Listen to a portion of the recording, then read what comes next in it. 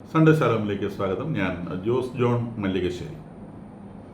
ഇന്നലെ ഇസ്രായേലിലെ വളരെ പ്രധാനപ്പെട്ട ഒരു ഇൻസ്റ്റിറ്റ്യൂട്ടായ വീസ്മാൻ ഇൻസ്റ്റിറ്റ്യൂട്ട് ഓഫ് സയൻസ് ഇറാൻ്റെ മിസൈലേറ്റ് തകർന്നു എന്ന ഒരു വാർത്ത പുറത്തു വന്നിട്ടുണ്ട്. കൂടാതെ ഇറാൻ ക്ലസ്റ്റർ ബോംബുകൾ ഇസ്രായേലിന് നേരെ പ്രയോഗിക്കുന്നത് വീണ്ടും തുടരുന്നതായി വാർത്തകൾ വരുന്നുണ്ട്. ക്ലസ്റ്റർ ബോംബുകൾക്ക് കൂടുതൽ നാശം വരുത്താൻ സാധിക്കും.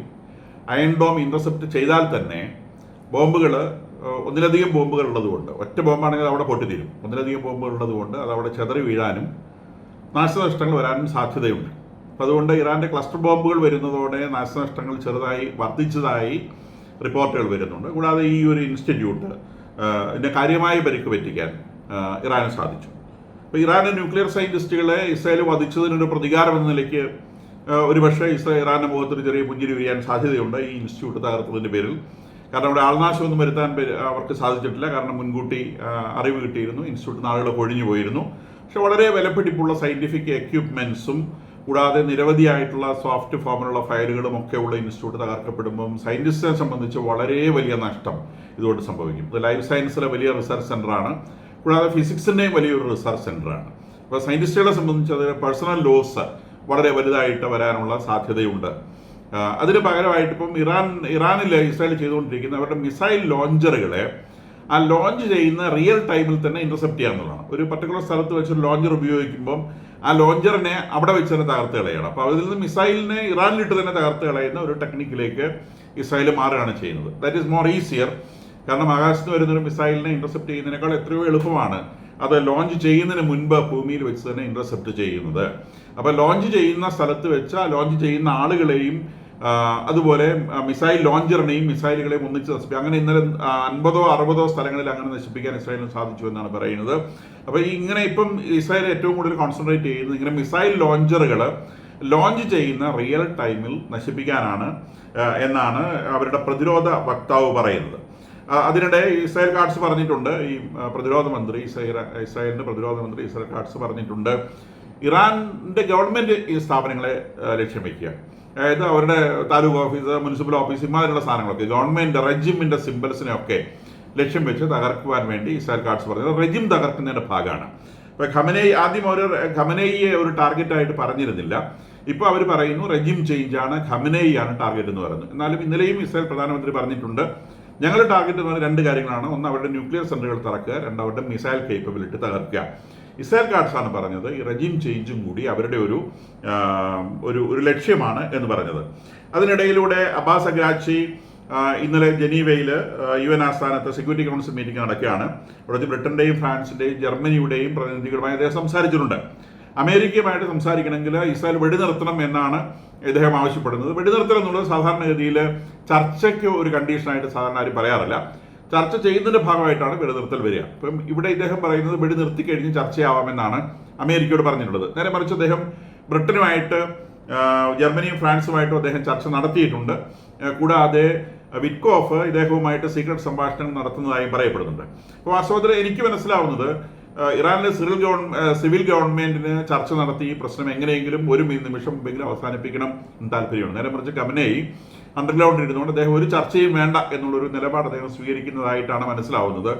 അതുകൊണ്ടാണ് അമേരിക്കയുമായിട്ടുള്ള ചർച്ചയൊക്കെ ഇവർക്ക് ബിഹൈൻഡ് ദ കർട്ടൻ ചെയ്യേണ്ടി വരുന്നത്. നേരിട്ട് ചർച്ച ചെയ്യാൻ പറ്റാത്തത്, നേരിട്ട് ചർച്ച ചെയ്യാൻ ഖമനേയി സമ്മതിക്കാത്തത് കൊണ്ടാണ് എന്ന് വേണം വിചാരിക്കാൻ. അതിനിടയിലൂടെ തുൾസി എന്ന് പറയുന്നൊരു ഓൺലൈൻ ചാനൽ ഖമനേയിയുടെ ബങ്കർ ആക്രമിക്കപ്പെട്ടതായി റിപ്പോർട്ട് ചെയ്തിരുന്നു. മറ്റ് മാധ്യമങ്ങളൊന്നും അത് റിപ്പോർട്ട് ചെയ്തിട്ടില്ല. മാത്രമല്ല ഖമനേയിക്ക് എന്തെങ്കിലും പരിക്ക് പറ്റിയതായി തോന്നുന്നില്ല. കാരണം അഗ്രാച്ചി ഇന്നും പ്രഖ്യാപിച്ചിരിക്കുന്നത് ചർച്ചകൾ നടത്തണമെങ്കിൽ വെടിനിർത്തൽ മുൻകൂട്ടി ഉണ്ടാവണമെന്നാണ്. അത് ഖമനേയിയുടെ വാക്കാണ്. അപ്പോൾ ഖമനേയി ഈ ഇൻഫർമേഷൻ ഗ്യാപ്പ് ഉണ്ട്. കാരണം ഇറാനിലെ മുഴുവൻ മാധ്യമങ്ങളും ഓഫ് ചെയ്തിട്ടിരിക്കുകയാണ്, ഇൻ്റർനെറ്റ് ഓഫ് ചെയ്തിട്ടിരിക്കുകയാണ്, വാട്സാപ്പ് മെസ്സേജുകൾ അനുവദിക്കുന്നു, ഒരു തരത്തിലുള്ള മെസ്സേജുകൾ അനുവദിക്കുന്നില്ല. അപ്പോൾ അതിൻ്റെ റീസൺ ഇതാണ്, ഇറാനിലെ ആ വൻ തകർച്ച ആളുകൾ ഫോട്ടോ എടുത്ത് പ്രചരിപ്പിച്ചു കഴിഞ്ഞാൽ നമ്മളുടെ രാജ്യം തോക്കുകയാണെന്നൊരു ഭയത്തിൽ നിന്ന് ജനം സിവിൽ വാറിലേക്ക് നീങ്ങുമോ എന്ന ഭയം കൊണ്ടാണ് ഈ വാർത്ത സ്വന്തം രാജ്യത്തെ ആളുകളുടെ അടുത്ത് എത്തരുത് എന്നുള്ള ഒരു താല്പര്യപ്രകാരമാണ് വാസ്തവത്തിൽ ഈ ഇൻ്റർനെറ്റൊക്കെ ഓഫ് ചെയ്തിട്ടിരിക്കുന്നത്. അപ്പോൾ എങ്കിലും ആളുകൾക്ക് മെസ്സേജുകൾ ലഭിക്കുന്നുണ്ട്. കാരണം ഇസ്രായേൽ മെസ്സേജുകൾ കൊടുത്ത ശേഷം തന്നെയാണ് ഓരോ സ്ഥലത്തും ആക്രമിക്കുന്നത്. ഇസ്രായേലിലേക്ക് വരുന്ന ആക്രമണങ്ങൾ അവർ 24 മരണസംഖ്യയെ പ്രഖ്യാപിച്ചുള്ളെങ്കിൽ 24 ഒതുങ്ങുമെന്ന് തോന്നുന്നില്ല. അതിനേക്കാൾ മേലോട്ട് അത് പോയിട്ടുണ്ടാവും. പരിക്കേറ്റവർ ധാരാളം ഉണ്ടാവാൻ സാധ്യതയുണ്ട്. ആളുകൾ ബങ്കറുകളിൽ വലിയ സൗകര്യമുള്ള വീടുകൾക്കൊക്കെ ബങ്കറുകൾ ഉറങ്ങാനടക്കം സൗകര്യമുള്ള ബങ്കറുകളാണ്. അപ്പോൾ അങ്ങനെയുള്ള സ്ഥലങ്ങളിൽ അവർ രാത്രി ഉറങ്ങുന്നത് തന്നെ ബങ്കറിലാണ്. മറ്റു സ്ഥലങ്ങളിൽ അവർക്ക് മുൻകൂട്ടി മിസൈലിനെ സംബന്ധിച്ച് വരുന്ന ഇൻഫർമേഷൻ കിട്ടുമ്പോൾ മാത്രമാണ് ഒരു ബങ്കറിലേക്ക് മാറുക. ഇന്നിപ്പോൾ പത്രങ്ങളിലൊക്കെ ഉണ്ട് ആളുകൾ റെയിൽവേ സ്റ്റേഷൻ്റെ ബങ്കറുകളൊക്കെ ഉപയോഗിക്കുന്നു എന്നൊക്കെയുള്ള ഇത്തരം കാര്യങ്ങളൊക്കെ ചെയ്യുന്നുണ്ട്. കാരണം അവർക്ക് വാറ് വളരെ ഫെമിലിയറാണ്. നമ്മളീ പറയുന്നത് പോലെ അവരങ്ങ് വല്ലാണ്ട് വിരളിയെടുത്ത് പോകുന്നില്ല, ജനം ഭരണകൂടത്തിനെതിരാവില്ല. കാരണം അവരെ സംബന്ധിച്ച് മിസൈലിനേക്കാൾ വലുതാണ് ആറ്റം ബോംബ് എന്ന് പറയുന്നത്. അപ്പം ആറ്റം ബോംബ് വരാതിരിക്കാൻ വേണ്ടിയാണ് ഈ യുദ്ധം എന്നുള്ളത് അവർക്ക് കൃത്യമായിട്ട് അറിയാം. അപ്പം മിസൈലുകളും ആറ്റം ബോംബുകളും നശിപ്പിച്ച് കഴിഞ്ഞാൽ മാത്രമേ അവർക്ക് അവരുടെ വീട്ടിൽ സമാധാനമായിട്ട് ഉറങ്ങാൻ പറ്റൂ. അതിന് മുൻപുള്ള ഒരു ഒരു ഒരു ഒരു ഒരു സംഗതിയായിട്ടാണ് ജനം ഇതിനെ കാണുന്നത്. നേരെ മറിച്ച് ഇറാനെ സംബന്ധിച്ച് ഒരു പാകിസ്ഥാനിൽ ബുദ്ധി പോലും കാണിക്കുന്നില്ലെന്ന് തോന്നുന്നു. പാകിസ്ഥാൻ ഇന്ത്യ കോൺഫ്ലിക്റ്റ് ഉണ്ടായ സമയത്ത് അടി കിട്ടും തോന്നിയ മൊമെന്റിൽ പാകിസ്ഥാൻ അയ്യോ വേണ്ട നിർത്തിയേക്കാം എന്ന് പറഞ്ഞ് പിന്മാറാനുള്ളൊരു ബുദ്ധി പാകിസ്ഥാൻ കാണിച്ചു. അതുകൊണ്ട് പാകിസ്ഥാനോട് ബാക്കിയുണ്ട്. നേരെ മറിച്ച് ഇവരെ സംബന്ധിച്ച് ഞങ്ങൾ ഏത് ന്യൂക്ലിയർ പാക്റ്റിൽ വേണമെങ്കിലും ഒപ്പിട്ട് അവർക്ക് ന്യൂക്ലിയർ പവർ സെന്ററുകളുടെ യാതൊരു ആവശ്യമില്ല. ഇഷ്ടംപോലെ ഗ്യാസും ഓയിലും ഉള്ള രാജ്യത്ത് ഇലക്ട്രിസിറ്റി പ്രൊഡക്ഷന് വേണ്ടി എന്തിനും അവർ ന്യൂക്ലിയർ റിയാക്ടേഴ്സിനെ ആശ്രയിക്കണം. ന്യൂക്ലിയർ റിയാക്ടേഴ്സിനെ കഴിഞ്ഞ് എത്രയോ ചീപ്പാണ് ഗ്യാസിൽ നിന്നുണ്ടാക്കുന്ന ഇലക്ട്രിസിറ്റി, ഡീസലിൽ നിന്നുണ്ടാക്കുന്ന electricity. Because they have that, അവർക്കതുണ്ട്. വില കൊടുത്ത് വാങ്ങിയ ഡീസൽ ഇലക്ട്രിസിറ്റി കോസ്റ്റ്ലിയാണ്. നേരെ മറിച്ച് അവരുടെ നാട്ടിലുള്ള പെട്രോളിയം ഉപയോഗിച്ച് ഇലക്ട്രിസിറ്റി ഉൽപ്പാദിപ്പിക്കാൻ സാധിക്കുമ്പോൾ ഏറ്റവും ചീപ്പസ്റ്റ് ആയിട്ടുള്ള എനർജി സോഴ്സ് അതാണ്. അങ്ങനെ ഒരു രാജ്യം എന്തിനും ന്യൂക്ലിയർ പ്ലാന്റുകൾ സ്ഥാപിച്ച് ന്യൂക്ലിയർ എനർജി വേണമെന്ന് വാശി പിടിക്കുന്നു. അവിടെ തന്നെ ആ കള്ളത്തരം വ്യക്തമാണ്. അപ്പോൾ അതിൽ എൻറിച്ച്ഡ് യുറേനിയം 90% വരെയുള്ള എൻറിച്ച്ഡ് യുറേനിയം ഉണ്ടെന്ന് UN തന്നെ നേരത്തെ പ്രഖ്യാപിച്ചതാണ്. UNന്റെ ഇന്റർനാഷണൽ ആറ്റോമിക് എനർജി ഏജൻസി തന്നെ പ്രഖ്യാപിച്ചതാണ്. അതിൽ പിടിച്ചുകൊണ്ടാണ് ഇപ്പം ട്രംപിന്റെ മിനിസ്ട്രിയിലുള്ള തുൾസി ഗബാർഡ് എന്ന് പറയുന്ന ലേഡി അവർ പറയുന്നത് ഇറാൻ്റെ കയ്യിൽ എൻറിച്ച്ഡ് യുറേനിയം ഇല്ല എന്ന് പറഞ്ഞു. അതുകൊണ്ട് തന്നെ ട്രംപ് ആ സ്ത്രീയെ ഈ ആലോചനാ യോഗത്തിൽ, യുദ്ധത്തെ സംബന്ധിച്ചുള്ള ഡിസ്കഷന്റെ യോഗത്തിൽ നിന്ന് അവർ ഒഴിവാക്കുകയും ചെയ്തു. അപ്പോൾ ട്രംപിനെ സംബന്ധിച്ച് ട്രംപ് 2 ആഴ്ചത്തെ സമയമാണെന്ന് പറഞ്ഞു. അദ്ദേഹം ചർച്ചയ്ക്കുള്ള വാതിൽ തുറന്നിട്ടതാണെന്ന് പറയുന്നു. യൂറോപ്യൻ നേതാക്കന്മാരോട് നിങ്ങൾ ചർച്ച ചെയ്യേണ്ട, നേരിട്ട് വന്ന് ചർച്ച ചെയ്യുമെന്നുള്ളൊരു ഇൻവിറ്റേഷനാണ് ഇറാന് കൊടുക്കുന്നതെന്നാണ് മനസ്സിലാവുന്നത്. ഇറാൻ അതിന് തയ്യാറല്ല എന്ന് പുറമെ പറയുന്നുണ്ട്. കാരണം ഖമനേയോടെ ഉള്ളത് കൊണ്ടാണ്. ഖമനയെ തീർക്കുകയാണെങ്കിൽ പ്രശ്നത്തിൽ പരിഹാരം ഉണ്ടാവും എന്നുള്ള ഒരു ഉറപ്പാണ്. അതിനിടയിലൂടെ റഷ്യ ഖമനയ്ക്ക് അസൈലം ഓഫർ ചെയ്തിട്ടുണ്ടെന്ന് കേൾക്കുന്നു. സിറിയയിലെ ഭരണാധികാരി ഇപ്പോൾ റഷ്യയിൽ ഒളിവിൽ കഴിയുകയാണെന്ന് നമുക്കറിയാം. സിറിയൻ ഗവൺമെന്റിനെ മറിച്ചിട്ട് കഴിഞ്ഞ് സിറിയയിലെ ഭരണാധികാരി ഇപ്പം റഷ്യയിൽ ഒളിവിൽ കഴിയണം. അതുപോലത്തെ ഒരു അവസരം ഖമനയ്ക്ക് റഷ്യ ഓഫർ ചെയ്തിട്ടുള്ളതായി അറിയുന്നു. കാരണം റഷ്യയെ സംബന്ധിച്ച് മിഡിൽ ഈസ്റ്റ് ഒരേ ഒരു സുഹൃത്ത് എന്ന് പറയുന്നത് ഇറാനാണ്. നേരത്തെ അവരുടെ കട്ടയ്ക്ക് സുഹൃത്തായിരുന്ന ഈജിപ്താണ്. ആ ഈജിപ്ത് 67 യുദ്ധത്തിൽ ഇസ്രായേലിനോട് പരാജയപ്പെട്ട് സമ്പൂർണ്ണ പരാജയം രുചിച്ച ശേഷം അമേരിക്കൻ പക്ഷത്തേക്ക് മാറി സാഷ്ടാംഗം വീണ അമേരിക്കൻ പക്ഷത്തായി. പിന്നീട് അവർക്ക് അവിടെ ആരും ഉണ്ടായിരുന്നില്ല. പിന്നെ ഇറാനിൽ ഈ പറയുന്ന വിപ്ലവം നടന്ന ശേഷം ഇറാൻ റഷ്യൻ പക്ഷത്തിയായിരുന്നു. അപ്പോൾ ഇറാനായിരുന്നു പിന്നെ ഒരു പിടി ഉണ്ടായിരുന്നത്. അതുവഴി സിറിയയും ലെബനോണും ഉണ്ടായിരുന്നു. ലെബനോണെ ഫ്രീ ആക്കി എടുത്തു, സിറിയയെ ഫ്രീ ആക്കി എടുത്തു. ഇപ്പോൾ ആര് സുഹൃത്തിൽ ആകെ ഇടത് ഈ ഇറാൻ മാത്രമാണ്. ഇപ്പോൾ അവസാനത്തെ പിടിവള്ളി എന്ന നിലയിൽ ഇറാനിലെ ഈ ഖമനൈ റെജീം മാറാതിരിക്കാൻ റഷ്യ എല്ലാ തരത്തിലുള്ള ശ്രമവും നടത്തുന്നുണ്ട്. ഖമനൈ റെജീം മാറിയാൽ അവിടുത്തെ പിടുത്തം റഷ്യയുടെ നിന്ന് വിട്ടുപോകും. അവിടെ അമേരിക്കൻ താല്പര്യങ്ങൾ വളരെ വ്യക്തമാണ്. അത് പോവേണ്ടത് അമേരിക്കയുടെയും കൂടി ആവശ്യമാണ്. ഇപ്പം ഇദ്ദേഹത്തിന് ഇപ്പോൾ റഷ്യയാണ് അസൈലം ഓഫർ ചെയ്തിട്ടുള്ളത്. ഓർക്കണം, ഈ റഷ്യയുടെ പ്രസിഡന്റ് എന്ന് പറയുന്ന ആൾ ഒരു ഓർത്തഡോക്സ് ക്രിസ്ത്യാനിയാണ്.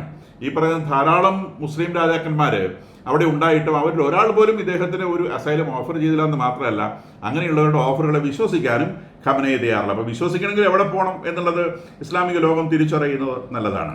അതിനിടയിലൂടെ ഇദ്ദേഹം മിലിറ്ററിക്ക് പവർ ട്രാൻസ്ഫർ ചെയ്തിട്ടുണ്ട്. മിലിറ്ററിക്ക് പവർ ട്രാൻസ്ഫർ ചെയ്ത് എത്രത്തോളം സേഫാണ് എന്നുള്ളത് ഒരു ചോദ്യം അവിടെ നിൽക്കുന്നുണ്ട്. കാരണം മിലിറ്ററി എന്ന് പറയുന്നത് എപ്പോഴും അത് ഏത് രാജ്യത്തിൻ്റെ മിലിറ്ററി ആണെങ്കിലും അവർക്ക് അധികാരം രുചിച്ചു കഴിഞ്ഞാൽ ചിലപ്പോൾ അവർ മറ്റ് ഭരണാധികാരികളെ, തിരഞ്ഞെടുക്കപ്പെട്ട ഭരണാധികാരികളോ അല്ലെങ്കിൽ രാജാവിനെയോ പുറത്താക്കി ആ ഭരണം പിടിച്ചെടുക്കുക എന്നുള്ളൊരു രീതി എപ്പോഴും എല്ലായിടത്തും കണ്ടിട്ടുണ്ട്. അതിവിടെ ആവർത്തിക്കപ്പെടുകയില്ല എന്ന് ഉറപ്പില്ല. കാരണം മിലിറ്ററിയുടെ സൈക്കോളജി എങ്ങനെയാണ്? ഒന്നുകിൽ ചവിട്ടി താഴ്ത്തപ്പെട്ട് ചെരുപ്പിനടിയിൽ നിൽക്കുക, അല്ലെങ്കിൽ മോളിൽ കയറുന്ന ചവിട്ടുക. ഈ 2 കാര്യം അവർക്ക് അറിയത്തുള്ളൂ. ഒന്നുകിൽ പവർ എക്സാർട്ട് ചെയ്യുക, ഇല്ലെങ്കിൽ എക്സാർട്ട് പവറിൻ്റെ കീഴിൽ തലയും കുറിച്ച് നിൽക്കുക. ഇപ്പോൾ ഇവർ പവറിൻ്റെ മേലെയാണുള്ളത്. പവറിൻ്റെ മേലെയുള്ളപ്പോൾ അവർ വിട്ടുകൊടുക്കാൻ തയ്യാറാവാതെ ഒരുപക്ഷെ ഒരു മിലിറ്ററി കൂപ്പ് അവിടെ സംഭവിച്ച് ഭരണമാറ്റം നടക്കാനുള്ള സാധ്യതയും ഇപ്പോൾ അന്താരാഷ്ട്ര മാധ്യമങ്ങളിൽ കാര്യമായ നിലയിൽ ചർച്ചയാവുന്നുണ്ട്. ഈ വാർത്ത നിങ്ങൾക്ക് താല്പര്യപ്പെടുന്നുണ്ട് എങ്കിൽ, ഇതിലൊരു ഡിഫറൻസ് ഉണ്ടെന്ന് നിങ്ങൾക്ക് ഫീൽ ചെയ്യുന്നുണ്ടെങ്കിൽ ദയവായിട്ട് നിങ്ങൾ മറ്റ് ഗ്രൂപ്പുകളിലേക്ക് ഫോർവേഡ് ചെയ്യണം എന്ന് അഭ്യർത്ഥിക്കുകയാണ്.